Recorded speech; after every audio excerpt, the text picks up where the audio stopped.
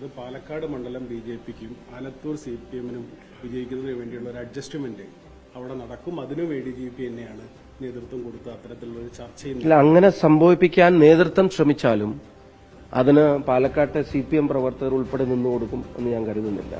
ഈ ചർച്ചകളും ഈ ബന്ധവും എക്സ്പോസ്ഡായി ജനങ്ങളുടെ മുമ്പിൽ തുറന്നു കാണിക്കപ്പെട്ടു. പാർട്ടി പ്രവർത്തകരുടെ മുമ്പിൽ ശരിയായ രീതിയിൽ മറുപടി പറയാൻ കഴിയാത്ത തരത്തിൽ ഈ ബന്ധം എക്സ്പോസ്ഡായി. അതുകൊണ്ട് തന്നെ അതിനെതിരെ പ്രതികരിക്കാനാണ് യഥാർത്ഥ രാഷ്ട്രീയ താല്പര്യമുള്ള ആളുകൾ തയ്യാറാവുക എന്നാണ് ഞാൻ വിശ്വസിക്കുന്നത്.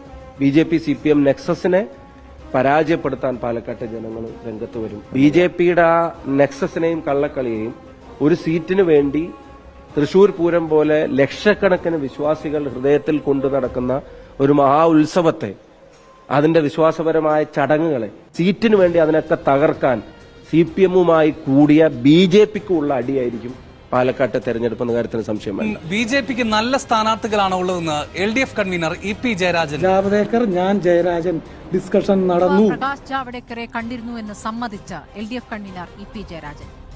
MR അജിത് കുമാർ കണ്ട RSS നേതാക്കളുടെ കൂട്ടത്തിൽ വത്സൻ തില്ലങ്കേരിയുടെ പേരുകൂടി. മുസഫുള്ളിയുമായുള്ള കൂടിക്കാഴ്ച വലിയ വിവാദമായി നിൽക്കുന്ന പശ്ചാത്തലത്തിലാണ് ഇപ്പോഴിതാ കൂടുതൽ നേതാക്കളെ ADGP കണ്ടു എന്ന വാർത്ത കൂടി പുറത്തു വരുന്നത്.